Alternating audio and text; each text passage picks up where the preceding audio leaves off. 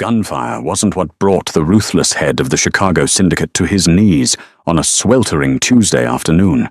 It was a sabotaged cooling system and a violently smoking V12 engine, stranded on the barren shoulder of Interstate 90 in a $250,000 Ferrari 812 superfast. Dominic Costa was a sitting duck for the rivals who wanted him dead. Just as his grip tightened on the Glock 19 concealed beneath his Brioni suit jacket, a rusted flatbed truck rattled to a halt through the heat haze. A scrawny 8-year-old boy leaned out of the passenger window, pointing at the smoking exotic car with absolute, innocent certainty. "My mom can fix it," the boy announced. Heat radiated from the black asphalt of Interstate 90 like a physical weight, distorting the horizon into a shimmering mirage. Dominic Costa stood a few feet away from his pride and joy, a sleek, midnight blue Ferrari 812 superfast, currently reduced to a very expensive paperweight. Acrid white smoke hissed from the vents of the hood, carrying the distinct, bitter scent of burnt coolant and scorched rubber. Dominic checked his platinum Rolex Daytona. It was 3:15 p.m. He was exposed. As the head of the Costa family, a man in his position didn't just experience random mechanical failures. He had left a discreet meeting in Rockford, opting to drive himself to clear his head, taking a route known only to his inner circle. The sudden catastrophic engine failure wasn't bad luck. It was a message. Someone inside his organization had tampered with the vehicle. His burner phone was dead. Another suspicious coincidence that set his teeth on edge. Every passing semi-truck and speeding sedan made his hand drift instinctively toward the heavy bulge of the Glock 19 holstered at his hip. He was preparing to abandon the car and hike toward the nearest exit when the grinding roar of a distressed diesel engine broke through the highway noise. A battered, sun-faded red Ford FF550 flatbed tow truck groaned as it pulled onto the shoulder, kicking up a cloud of dusty gravel. The side door bore a peeling decal that read, "Gallagher's Auto and Towing." Dominic tensed, shifting his weight. He didn't believe in serendipity. The passenger side window, rolled down manually, framed the face of a young boy with a smattering of freckles and a missing front tooth. He couldn't have been older than 8. The boy looked past Dominic's imposing, tailored figure and stared wide-eyed at the smoking Italian sports car. "Mister, your rocket ship is broken," the boy observed casually. Then he looked back into the cab and yelled, "My mum can fix it!" The driver's side door creaked open with a loud metallic groan. Dominic's eyes narrowed as the driver stepped out. Bryn Gallagher was not the kind of woman Dominic was accustomed to encountering. She was a large, heavily built woman, standing at an imposing 5'9". Her thick thighs and wide hips filled out a pair of grease-stained, dark blue coveralls. She was undeniably fat, carrying substantial weight around her middle, but there was nothing soft or fragile about her presence. Her broad shoulders and thick arms spoke of years hauling wrenches and wrestling with rusted axles. Her dark, curly hair was shoved haphazardly into a faded Chicago Cubs baseball cap, and a smudge of black motor oil streaked across her plump cheek. She slammed the heavy truck door shut with a solid thud that shook the chassis. "Leo, stay in the cab," she ordered over the roar of passing traffic. Her voice was a rich, gravelly alto. She didn't look at Dominic immediately. Her sharp, assessing eyes were glued to the Ferrari. "I don't need a tow," Dominic said, his voice a low, dangerous baritone that usually made men twice her size back down. "And I certainly don't need a mechanic." Bryn finally turned her gaze to him. She looked him up and down, taking in the bespoke charcoal Brioni suit, the silk tie, and the aggressive, tense set of his jaw. She was entirely unimpressed. "Suit yourself, pal," Bryn said, crossing her thick arms over her chest. "But you're dripping what smells like pure pentosin fluid and shredded serpentine belt all over the Illinois State Highway. Highway patrol rolls through this stretch every hour." They see a guy in a $5,000 suit standing next to a smoking exotic car. They're going to ask questions. You look like the kind of guy who doesn't like questions. Dominic's eyes went cold. What makes you say that? Because you've had your hand hovering over your left hip since I pulled up, she replied matter-of-factly. Unless you've got a sudden itch, you're packing. I don't care about your business. I care about clearing the shoulder before someone rubbernecks and causes a 10-car pileup. Dominic stared at her, genuinely caught off guard. Most people shrank away from his intensity. This large, grease-stained woman was looking at him with the exasperated patience of a mother dealing with a stubborn toddler. "Can you tow it without destroying the undercarriage?" Dominic asked, his tone clipped. "It has less than 4 inches of ground clearance." Bryn let out a short, breathy laugh. "Buddy, I've loaded slammed Honda Civics and dropped low-riders that scrape the pavement just by breathing on them. I have wooden ramp extensions and race ramps in the back. Your fancy Italian toy will be fine. I'll get it onto the flatbed like a sleeping baby. $200 for the hookup and the first 10 miles. Cash." Dominic reached into his jacket pocket, pulling out a thick silver money clip, bursting with $100 bills. He peeled off 5 and held them out. "Take me to a discreet location. Somewhere secure, now." Bryn looked at the $500, then up at his face. "I'm taking you to my shop in Elgin. It's secure enough. And put your money away until the car is on the bed. I don't get paid until the job starts." She turned her back to him, a deliberate dismissal, and began unspooling the heavy steel winch cable from the back of the F550.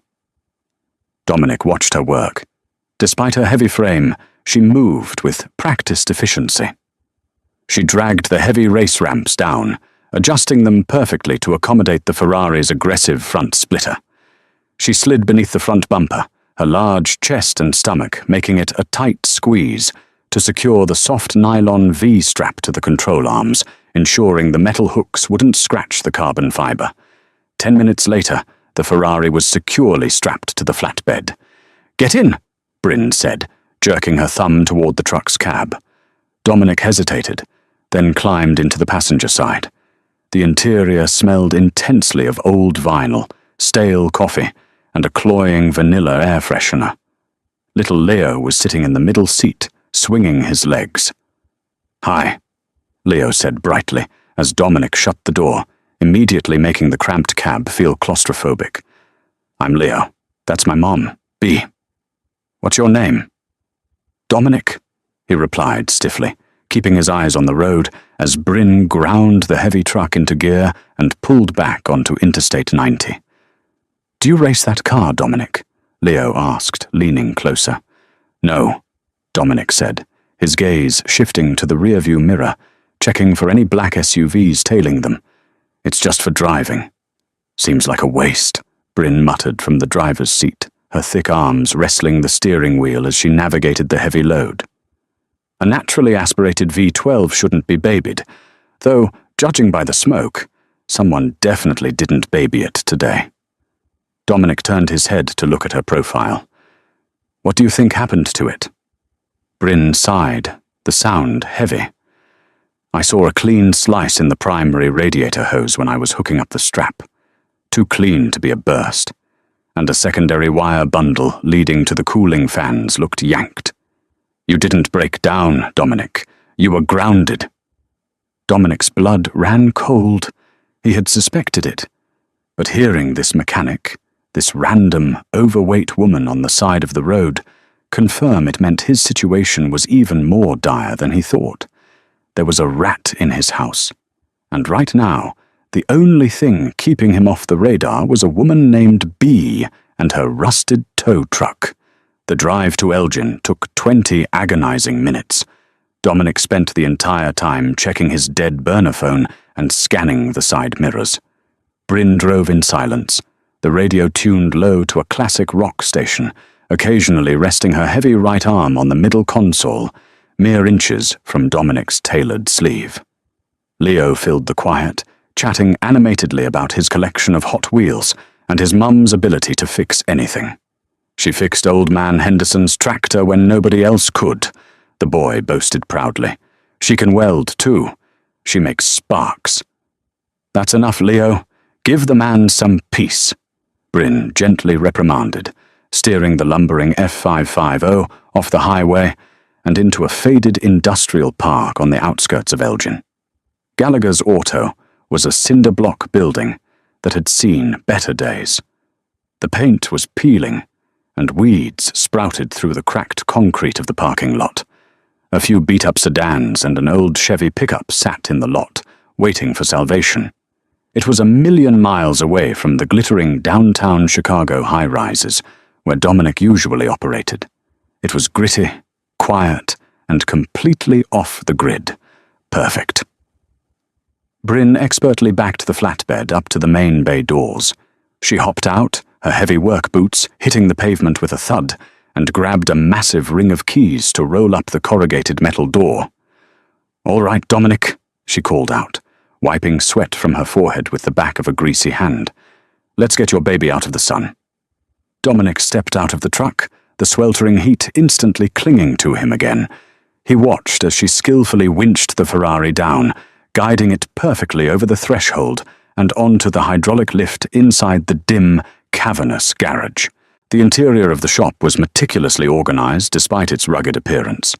Snap-on tool chests lined the walls, wrenches were hung in perfect descending order, and the concrete floor, though stained, was swept clean. It was the domain of a professional. "Leo, go into the office and do your math homework," Bryn ordered. "Oh, Mum, I want to watch you fix the rocket ship." "Math, now.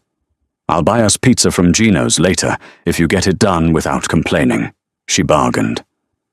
The boy sighed dramatically, but trotted into a small, glass-enclosed office in the corner. Bryn turned to Dominic, her hands resting on her wide hips. In the harsh fluorescent light of the garage, he noticed the exhaustion etching lines around her eyes. "Okay," she said, her tone all business. "I need to get under there and see the extent of the damage. You can wait in the office with Leo, or you can stand there and try not to get your fancy suit dirty."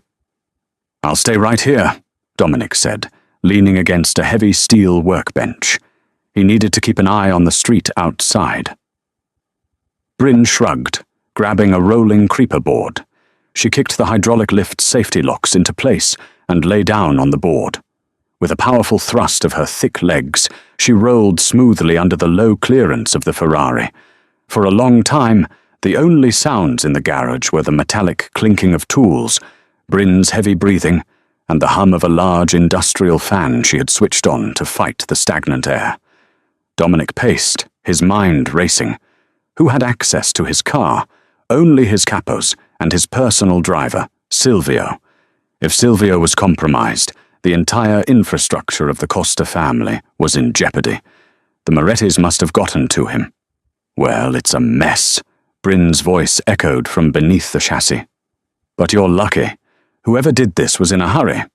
They sliced the lower coolant hose, completely severed the fan relay wire, and partially loosened the drain plug on your oil pan. If you had driven another 2 miles, you would have seized the block and turned a V12 engine into a pile of very expensive scrap metal." Dominic's jaw tightened. "Can you fix it?" Bryn rolled out from under the car, her face flushed and streaked with fresh grime. She sat up, breathing heavily, and grabbed a rag from her pocket to wipe her hands. "The hose and the wiring. Yeah, I can splice the wire, and I have universal silicone hoses in the back that I can cut to fit. I'll need to refill the coolant and do an oil change to be safe. It won't be OEM Ferrari parts, but it'll get you back to Chicago." She paused, looking at him shrewdly. "The real question is, why would I want to? I'm a mechanic, Dominic, not an accessory to whatever mafia movie you're starring in." Dominic froze. His hand twitched toward his jacket. "What makes you think—" "Oh, please," Bryn interrupted, rolling her eyes and using a workbench to haul her heavy frame to her feet. "You're wearing a Brioni suit that costs more than my tow truck. You're carrying a piece under your left arm. I can see the print on your jacket when you turn. You've got a dead burner phone you keep checking, and someone systematically sabotaged your $250,000 car in a way designed to leave you stranded, not blow you up instantly. I may be fat and live in Elgin, but I'm not stupid. Dominic stared at her. He used to people cowering, lying, or trying to flatter him. He wasn't used to brutal, unimpressed honesty. "If you know what I am, aren't you afraid?" he asked, his voice dropping an octave. Bryn laughed, a deep, resonant sound. "I'm a single mother running a failing auto shop in an economy that's trying to drown me.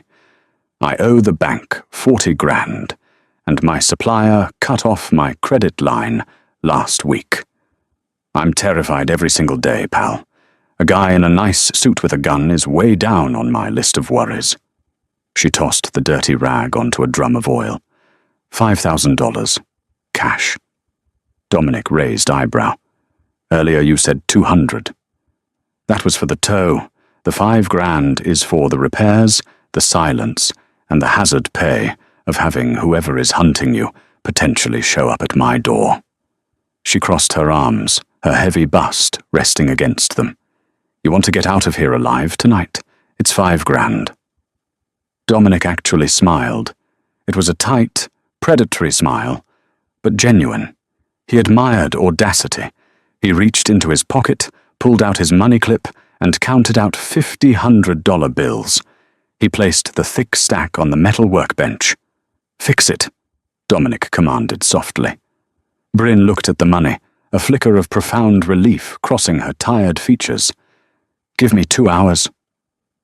For the next 90 minutes, the garage became a bizarre sanctuary.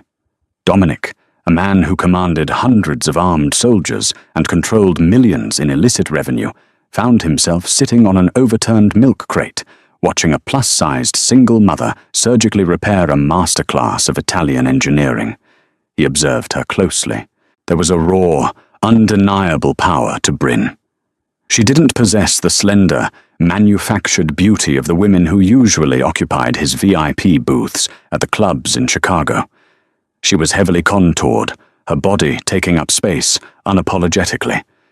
Yet, watching the flex of her thick forearms as she torqued a bolt, the intense focus in her dark eyes, and the sheer competence with which she commanded the heavy machinery, Dominic felt a strange, unfamiliar tug of attraction. She was real. Solid. In a world built on lies, betrayal, and shifting loyalties, Bryn Gallagher was a concrete pillar. Leo emerged from the office an hour in, waving a piece of notebook paper. "Mum, I finished the fractions." "Good boy, put it on my desk," Bryn called out from the engine bay, leaning heavily over the fender, protected by a thick quilted mat. Leo trotted over to Dominic. "Do you like cars, mister?" "I appreciate things that work efficiently," Dominic replied, watching the boy.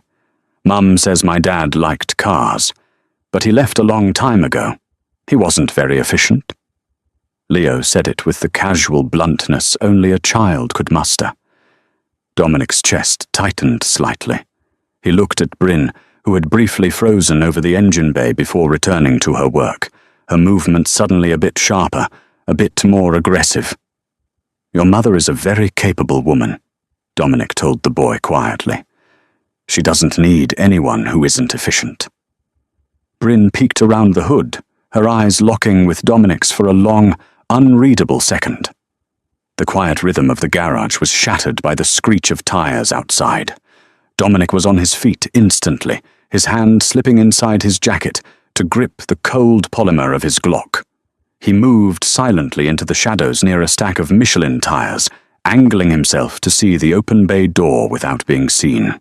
A rusted black Chevy Impala had aggressively parked, blocking the bay entrance. 2 men got out.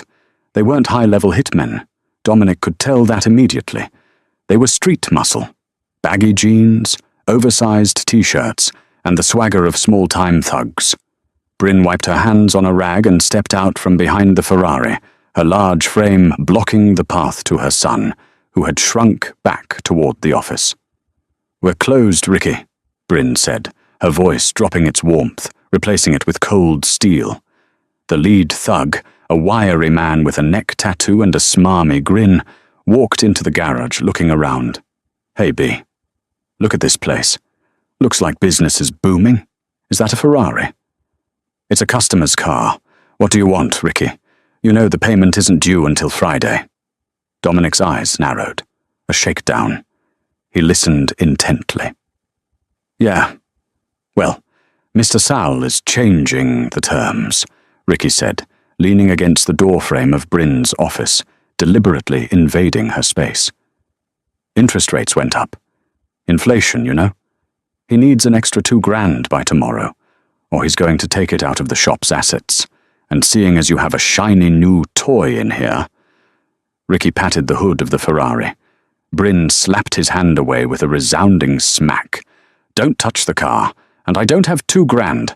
I have the regular payment for Friday." Ricky sneered, rubbing his hand. "Don't play tough, fatty. You don't have a choice. Mr. Sal is backed by the Moretti crew now. You don't pay up. We don't just take the tools. Maybe we take a look at the kid." Ricky made a sudden, aggressive move toward the office where Leo was hiding. Bryn didn't hesitate. Despite her size, she moved with shocking speed. She grabbed a massive 2-foot-long steel breaker bar off the nearest cart and swung it, slamming it onto the metal doorframe an inch from Ricky's face with a deafening clang. Ricky jumped back, swearing violently. "You crazy bitch! Get out of my shop!" Bryn roared, her chest heaving, the steel bar gripped tightly in her meaty hands. She looked like an enraged bear defending her cub. The second thug reached behind his back, pulling out a cheap Saturday night special revolver. Dominic stepped out of the shadows. He didn't yell. He didn't run. He walked forward with the terrifying, absolute calm of an apex predator. Before the second thug could even level the cheap revolver, Dominic closed the distance. He grabbed the man's wrist, twisting it violently. A sickening snap echoed through the garage, followed by a scream. The revolver clattered to the floor. Ricky reached for his own waistband, but Dominic was already there. With lightning speed, Dominic drew his Glock 19 and pressed the hot barrel directly into the soft flesh under Ricky's jaw, pinning the thug against the cinderblock wall. The garage went dead silent, save for the whimpering of the man with the broken wrist. Dominic leaned in close to Ricky, his dark eyes devoid of any human warmth. "Who did you say back, Sal?" he whispered, his voice like grinding stones. "Moretti," Ricky stammered, his eyes wide with absolute terror as he stared down the barrel of the gun and into the eyes of a man who clearly killed for a living. "Tell Sal," Dominic said softly, pressing the barrel harder until Ricky gasped, "that if he ever sends anyone to this garage again, I will personally visit him, and when I'm done with him, I will find you. Do you understand?" Ricky nodded frantically, tears welling in his eyes. "Get your trash and leave," Dominic commanded. He stepped back, holstering his weapon in one fluid motion. Ricky grabbed his partner, who was cradling his broken arm, and they scrambled out of the garage like frightened rats, the Impala peeling out of the parking lot seconds later. Dominic turned back to Bryn. She was standing perfectly still, the steel breaker bar lowered, but still gripped in her hands. She was staring at him, her chest rising and falling rapidly. She had just seen the monster beneath the expensive suit. "You didn't have to do that," she breathed out, her voice trembling slightly, not from fear of him, but from the adrenaline. "They mentioned the Moretti family," Dominic said, coldly, adjusting his cuffs. "They are my enemies, the people who likely sabotaged my car. You just got caught in the crossfire."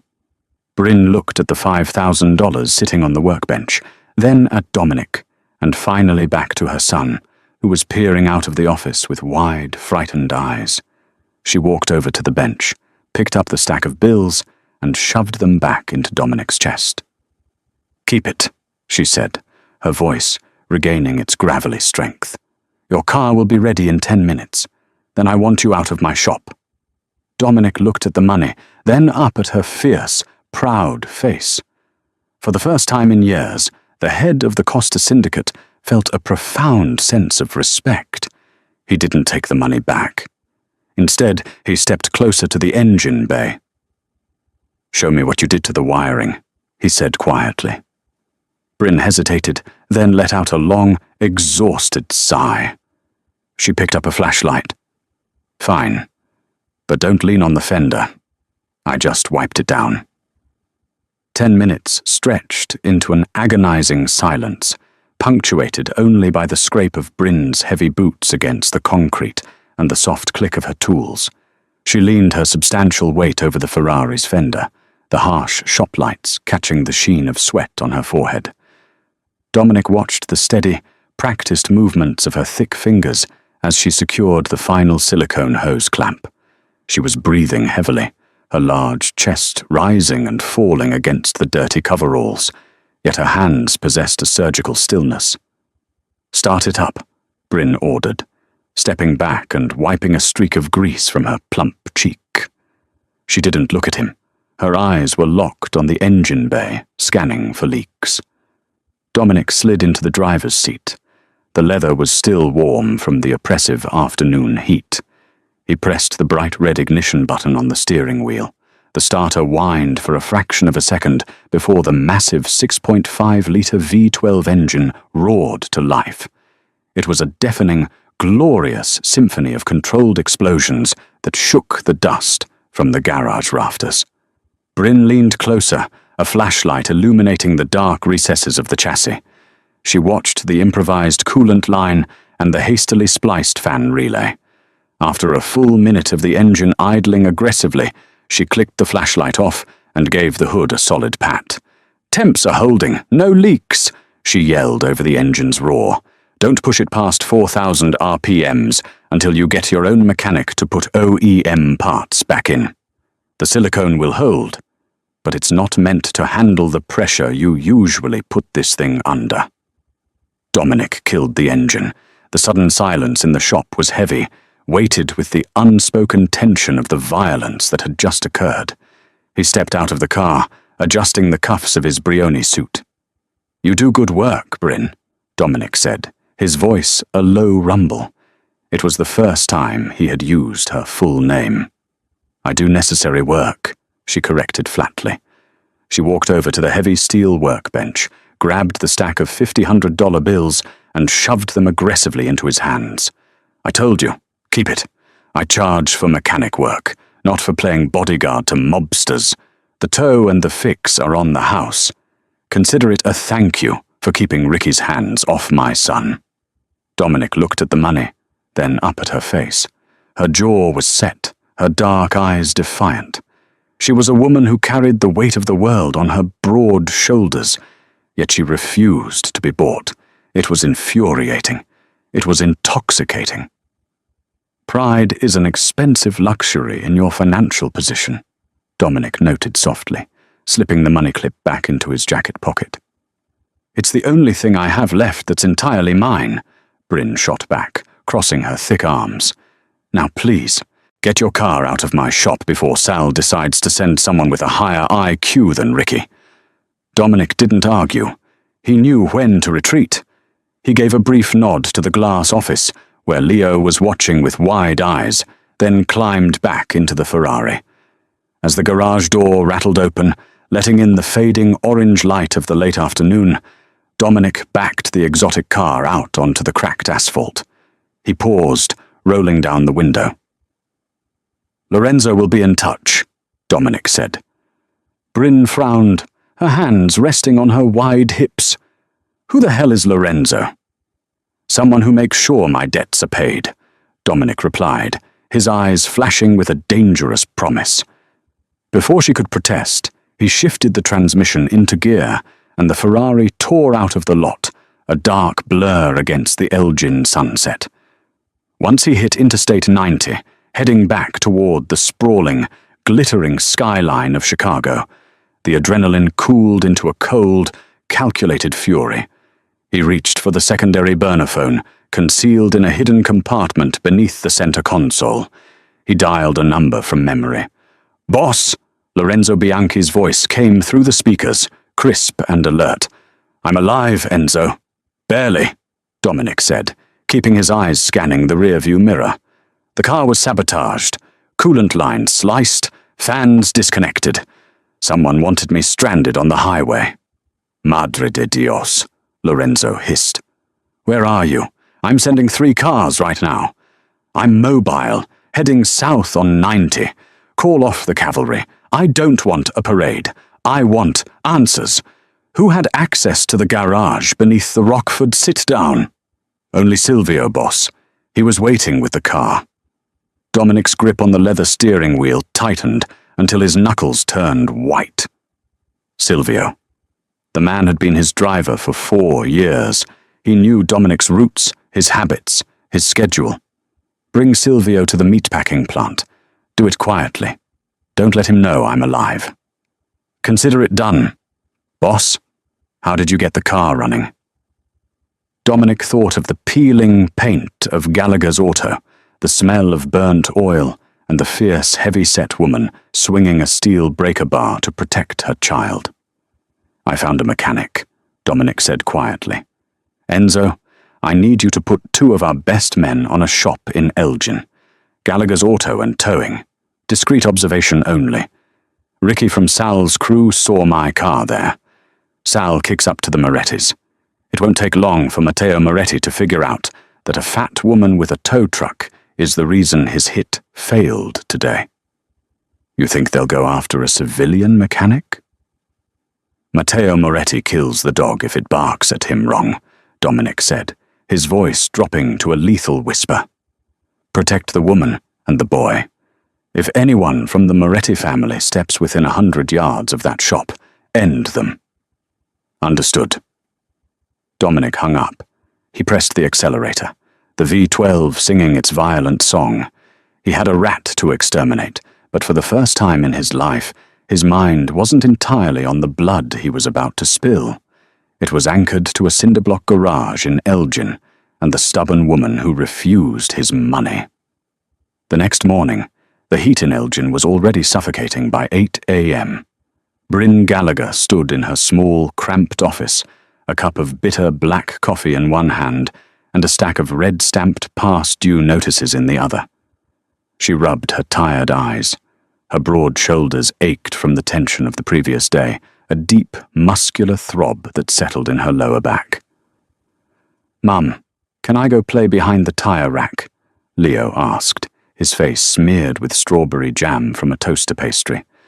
"No, stay where I can see you, Leo," Bryn commanded, her voice sharper than she intended. She softened her tone. "Just play with your cars at my desk, okay?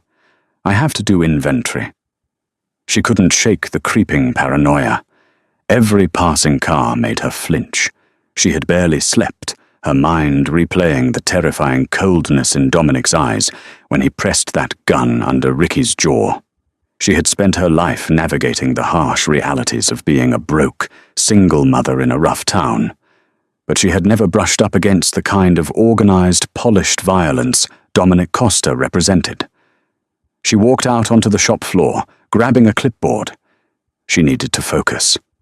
She needed to figure out how to pay Sal the regular installment by Friday without the $5,000 she had so proudly, and perhaps stupidly, thrown back at the mobster.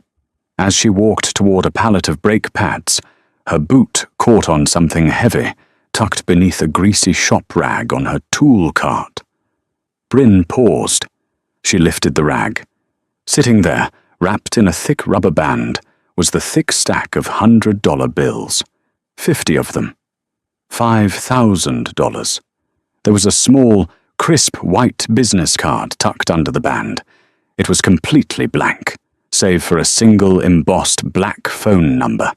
"That arrogant son of a bitch," Bryn whispered, a mix of fury and profound relief washing over her. He had slipped it onto her cart while she was checking the engine temps. He had completely ignored her refusal. Before she could process the money, the sickening crunch of tires on gravel echoed from the front lot. Bryn looked up. Two pristine black Cadillac Escalades swerved into the lot, blocking the street exits perfectly in a tactical V formation. This wasn't Ricky and his rusted Impala. 4 men stepped out. They were wearing dark suits, their faces grim and professional. They didn't swagger. They moved with terrifying, coordinated precision. They were hunting. Panic, cold and sharp, pierced Bryn's chest. "Leo!" she screamed, dropping the clipboard and the money.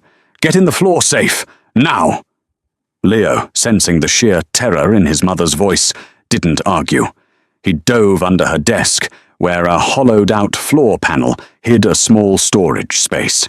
Bryn slammed the heavy metal office door shut, locking the deadbolt. She turned back to the garage just as the 4 men walked through the open bay doors. The lead man, a tall, gaunt figure with a jagged scar across his cheek, pulled a suppressed Heckler & Koch USP from his jacket.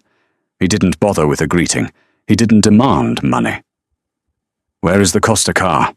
the scarred man asked, his voice dead and devoid of emotion. Bryn backed away slowly, her heart hammering against her ribs like a trapped bird. Her eyes darted toward the heavy steel breaker bar sitting on the workbench 10 feet away. It might as well have been a mile. "I don't know what you're talking about," Bryn lied, keeping her large frame positioned squarely between the men and the locked office door. "I just towed junkers." "Ricky said you had a blue 812 superfast in here yesterday," the man stated calmly, raising the weapon and pointing it directly at her broad chest. "Matteo Moretti doesn't like it when people fix things he breaks. You interfere in family business. You become family business. Where did Costa go?" "I don't know," Bryn shouted, her hands raised. "He paid in cash and left. I swear to God." "Shame," the man whispered. He tightened his finger on the trigger. Crack. The sound wasn't the suppressed spit of the hitman's gun. It was the deafening roar of a high-powered rifle echoing from across the street. The scarred man's head snapped violently to the side in a mist of crimson. He crumpled to the concrete floor instantly, dead before he hit the ground. Chaos erupted. The remaining 3 hitmen scrambled for cover behind Bryn's hydraulic lifts, raising their weapons and firing blindly toward the street. Bryn didn't hesitate. She threw her heavy body to the grease-stained floor, scrambling on her hands and knees behind the thick steel drum of a waste oil container. Bullets sparked off the concrete, shattering tools and ripping through the aluminum siding of the garage. The noise was apocalyptic. Tires screeched outside as a heavy armored SUV rammed violently into the side of one of the Escalades, crushing its doors. "Move! Move! Suppress them!" a booming voice commanded from the lot. Bryn clamped her hands over her ears, praying to a god she hadn't spoken to in years. The firefight was brutal and terrifyingly brief. There was a flurry of methodical, controlled bursts of gunfire from the new arrivals, answered by frantic, scattered shots from the Moretti hitmen inside the garage. 2 more heavy thuds signaled the end of the Moretti crew. A heavy, ringing silence fell over the garage, broken only by the hiss of a punctured air compressor line. "Clear!" someone shouted. Bryn stayed curled in a tight ball behind the oil drum, her thick frame shaking uncontrollably. Heavy footsteps crunched over broken glass and spent brass casings, moving deliberately toward her. "Bryn." The voice was low, smooth, and achingly familiar. She looked up. Dominic Costa stood over her. He was no longer wearing the charcoal suit. He wore a black tactical jacket over a dark turtleneck, an assault rifle slung over his shoulder, a smoking Glock in his right hand. He looked like a god of war standing amidst the carnage of her ruined livelihood. He didn't offer his hand.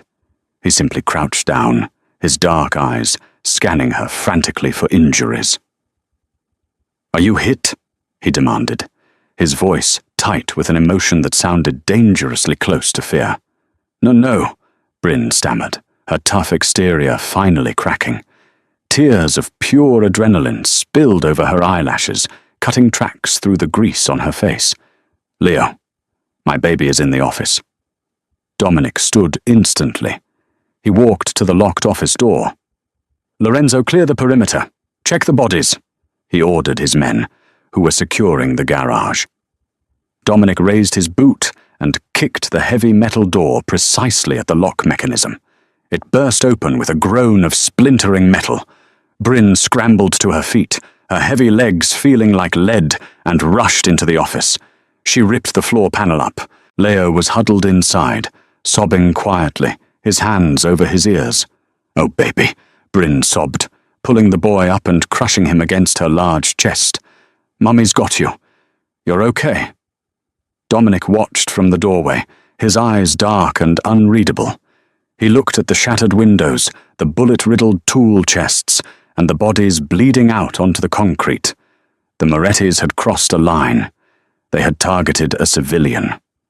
"They were going to kill me," Bryn whispered over Leo's shoulder, looking at Dominic with wide, terrified eyes. "Because of you." "I know," Dominic said softly. He stepped fully into the small office, his presence overwhelming the space. "Matteo Moretti operates without a code. I put watchers on your shop last night, but I underestimated how quickly he would move." "My shop," Bryn choked out, looking past him at the destruction. "My life. It's gone."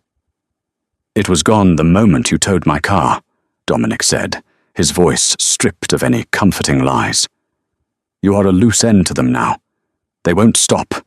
They will send more men tonight, and tomorrow, until you are dead." Bryn tightened her grip on Leo, her maternal instincts warring with her absolute terror. "What do I do? I have nowhere to go." Dominic stepped closer. He reached out, his long, elegant fingers gently brushing a streak of grease and tears from her plump cheek. The touch was shocking in its tenderness amidst the violence. "You're coming with me," Dominic stated, a decree that left no room for argument. "Both of you, under the protection of the Costa family." Bryn stared at him. I can't be part of your world. Look at what your world just did to mine." "My world is the only one that can keep you and the boy breathing past sunset, Bryn," Dominic said, his gaze dropping briefly to her lips before returning to her eyes. "You fixed my car. You saved my life. I protect what is mine, and right now, you and Leo are under my protection. We have exactly 3 minutes before the police respond to the gunfire. Pack a bag."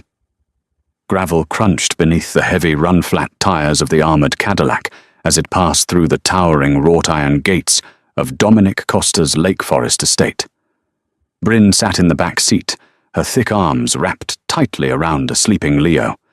The boy was exhausted from the adrenaline and the tears, his small face buried against her soft, wide stomach. Bryn stared out the tinted window, her mind entirely numb. She was still wearing her grease-stained coveralls, smelling of burnt oil and fear. The estate was terrifying in its opulence. Manicured lawns stretched for acres, leading up to a massive, limestone-clad mansion that looked more like a European fortress than a home in Illinois. Men in dark suits, carrying discreet submachine guns, patrolled the perimeter with chilling efficiency. This was not a safe house. It was a seat of power. The SUV parked beneath a grand portico. Lorenzo Bianchi opened the door for them. Bryn stepped out, her heavy work boots loud against the pristine cobblestones. She felt monstrously out of place, a rusted wrench dropped in the middle of a Cartier display case. Dominic was waiting in the grand foyer. He had shed the tactical gear, now wearing a crisp white Tom Ford dress shirt with the sleeves rolled up, revealing muscular forearms lightly dusted with dark hair. "Maria will take the boy to a guest suite," Dominic said, gesturing to a kind-faced older woman in a severe black dress. "He needs to sleep." Bryn tightened her grip on Leo. "He stays with me?" "He will," Dominic assured her smoothly, his dark eyes softening a fraction. "The suite has 2 bedrooms. Maria is just going to draw him a bath and get him food. You, Bryn, need to speak with me." Reluctantly, Bryn let Maria gently coax the sleepy 8-year-old up the sweeping marble staircase. Once they were out of sight, the silence in the cavernous hall became oppressive. Dominic led her into a vast, wood-panelled library that smelled of aged leather and expensive scotch. He poured 2 glasses from a crystal decanter, offering her one. She didn't take it. She stood rigidly in the center of the Persian rug, her large hands shoved deep into her pockets. "Matteo Moretti has declared open war," Dominic stated, leaning against the edge of a mahogany desk. Silvio confessed before Lorenzo dealt with him. The Morettis promised Silvio $1 million to disable my car on that specific stretch of I-90, so their hit squad could execute me without interference. Because you intervened, Matteo lost face. In our world, losing face is a death sentence. He will not stop until your garage is ashes and you are in the ground. Bryn let out a harsh, bitter laugh. "So what? I'm a prisoner here? For how long? Days? Years? My business is ruined, Dominic. The bank will foreclose on the shop by the end of the month without that revenue." "Your shop was already failing," Dominic countered bluntly, taking a sip of the amber liquid. "You owed $40,000 to the bank and were being extorted by Sal's street crew. It was a sinking ship." Bryn's face flushed a deep, angry red. "It was mine. I worked 12-hour days under heavy machinery to keep a roof over my son's head. I may be fat, I may be broke, and I may not wear tailored suits, but I built that life with my own 2 hands." Dominic set the glass down. He crossed the room slowly, stopping inches from her. Bryn had to look up slightly to meet his gaze. She braced herself, expecting a threat, expecting the cold mob boss to put her in her place. Instead, Dominic reached out. His large hand wrapped around her thick waist, his thumb resting gently against the curve of her hip, beneath the coarse fabric of her coveralls. "I know what you built," Dominic murmured, his voice a low, vibrating hum that sent an involuntary shiver down her heavy spine. "I saw your hands work. I saw you swing a steel bar to protect your blood.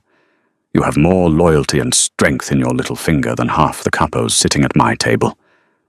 You are not a prisoner, Bryn. You are my guest. And your debts? They no longer exist." Bryn swallowed hard, her heart hammering wildly. The sheer physical presence of the man was intoxicating. "You can't just buy my life." "I am not buying it," he corrected, his dark eyes tracing the shape of her lips. "I am protecting it. Tomorrow, Taylor Giacomo Brioni, my personal clothier, will send his best seamstresses here. They will measure you for clothes that actually fit a woman with your curves, not those suffocating rags you hide inside. You will eat meals prepared by a chef trained at a linear. Leo will have tutors." "And in exchange," she whispered, terrified of the answer. "In exchange you stay alive," Dominic replied simply. "And you let me look at you." For the next 2 weeks, Bryn's reality warped. The sprawling Lake Forest estate became her gilded cage. She traded her grease-stained coveralls for luxurious, custom-made silk blouses and wide-leg trousers that draped beautifully over her thick thighs and heavy stomach.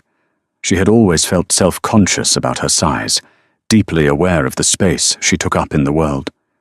But when Dominic looked at her, which was often, there was a hunger in his eyes that made her feel like a goddess carved from marble. He involved her in his life in bizarre, subtle ways. While he never discussed the illicit details of the syndicate's operations, he would ask her to sit in the library while he reviewed legitimate construction contracts for his front companies. He valued her sharp, mechanical mind, often asking her opinion on logistics and fleet management. She realized that beneath the violence, Dominic Costa was a brilliant, ruthless CEO. But the bubble of safety was an illusion. The war outside the wrought iron gates was escalating. Lorenzo reported daily casualties. Matteo Moretti was bleeding the Costa family's assets. striking at their supply lines and shipping ports. One evening, a violent thunderstorm rolled off Lake Michigan, plunging the estate into darkness as a massive lightning strike blew the local power grid. Bryn was in the kitchen with Leo when the lights cut out. Emergency red lighting immediately flickered on in the hallways. Lorenzo burst into the room, his weapon drawn, a flashlight cutting through the gloom. "Boss is in the basement server room," Lorenzo said tightly. "The backup diesel generators haven't kicked on. The perimeter alarms and the automated gate locks are dead. If Moretti's men are watching, this is their window. We are blind." Bryn's blood ran cold, but her mechanic's instincts flared to life. "Show me the generators." The sub-basement of the estate was a concrete bunker housing the massive climate control and power systems. When Lorenzo escorted Bryn down the stairs, the air was already growing stagnant. Dominic was standing in front of two massive, industrial Caterpillar diesel generators, cursing violently in Italian into a tactical radio. "The transfer switch is dead," Dominic growled as Bryn approached. He looked at her, his eyes flashing in the beam of Lorenzo's flashlight. "Someone tampered with the main relay board before the storm hit. We have a mole inside the house." "If the perimeter is down, how long until Moretti's men breach the gates?" Bryn asked, her voice surprisingly steady. "Minutes," Lorenzo answered grimly. "We have 20 armed men on the grounds.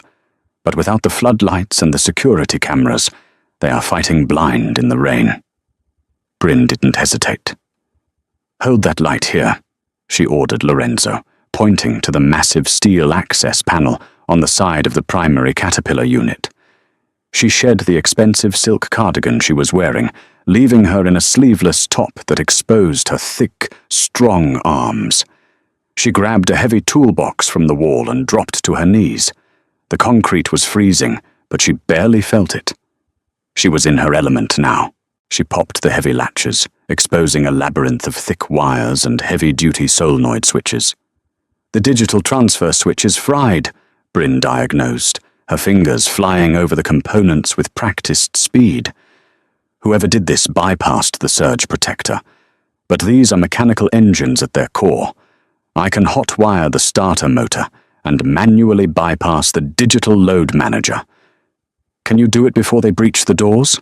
Dominic asked, crouching beside her, his large body shielding hers. "Give me a pair of heavy-gauge jumper cables and a pry bar," she demanded, her dark eyes fiercely focused. Lorenzo scrambled to a supply closet, returning seconds later with the tools. Above them, the muffled, terrifying sound of automatic gunfire erupted from the front lawn. The Moretti assault had begun. Bryn's hands shook for a fraction of a second, but she forced herself to breathe. She clamped the heavy copper jaws of the jumper cables directly onto the massive starter terminals, completely ignoring standard safety protocols. "Dominic, when I tell you, pull that red manual choke lever on the fuel pump. Pull it hard and hold it." "Understood," Dominic said, gripping the greasy lever. The gunfire above grew louder, echoing down the concrete stairwell. Heavy boots hit the floor above them. The estate was being overrun. "Now!" Bryn roared over the noise, striking the opposite ends of the jumper cables directly against the live battery terminals. A shower of blinding blue sparks erupted, stinging her thick arms. Dominic yanked the choke lever. The massive diesel engine groaned, protesting the forced start. It coughed violently, blowing a cloud of black exhaust into the room, and then, with a deafening, earth-shaking roar, the V16 engine caught. Immediately, the massive alternator engaged. The basement lights flickered, then blazed to life in blinding white. "Power is up!" Lorenzo shouted into his radio. "Activate the perimeter floodlights! Lock down the magnetic doors!" The sudden restoration of power turned the tide instantly. The grounds were bathed in stadium-level lighting, exposing the Moretti hit squad in the torrential rain. The heavy steel security shutters slammed down over the mansion's windows and doors, sealing the bunker perfectly. Dominic dropped the choke lever and pulled Bryn to her feet. Her hands were black with grease, her face smeared with soot, and she was panting heavily. He didn't care. In the harsh fluorescent light of the basement, with the roar of the diesel engine drowning out the gunfire above, Dominic Costa pulled Bryn Gallagher against his chest and kissed her. It was a violent, desperate kiss, tasting of adrenaline and power. Bryn gasped, her hands instinctively coming up to grip his broad shoulders. She felt the heavy, muscular warmth of him, pressing against her thick stomach and wide hips, grounding her in the chaos. He kissed her like a starving man, his hands tangling in her dark, curly hair. When he finally pulled back, they were both breathless. "Lorenzo," Dominic barked, not taking his eyes off Bryn. "Status." "The floodlights blinded them, boss. Our men have them pinned at the front gate. Matteo Moretti is in the lead vehicle." Dominic's eyes turned lethal.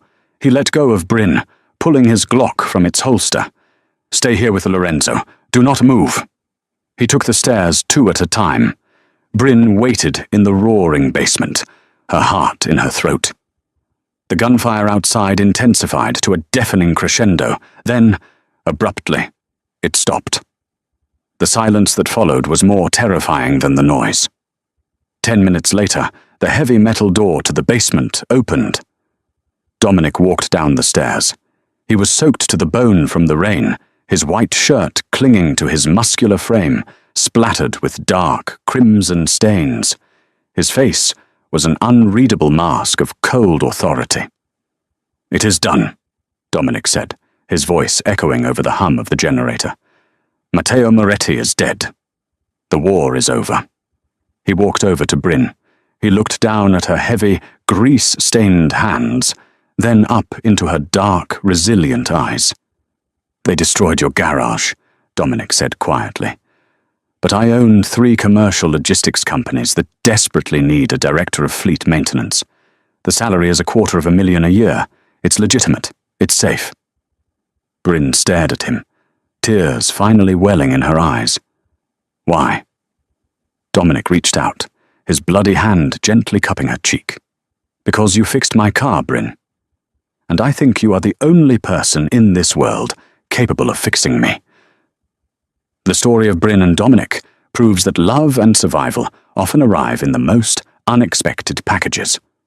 Bryn, a struggling mechanic, found her ultimate power by wielding her practical skills in a world of violence. Meanwhile, Dominic, an isolated mafia boss, found his grounding force in a woman who absolutely refused to be bought. Forged in the grease of a broken engine and the crossfire of a mob war, their romance bridged the gap between a rusted tow truck and a sprawling mansion. Ultimately, they proved that to heal a fractured life, sometimes you just have to get your hands dirty and fix it together.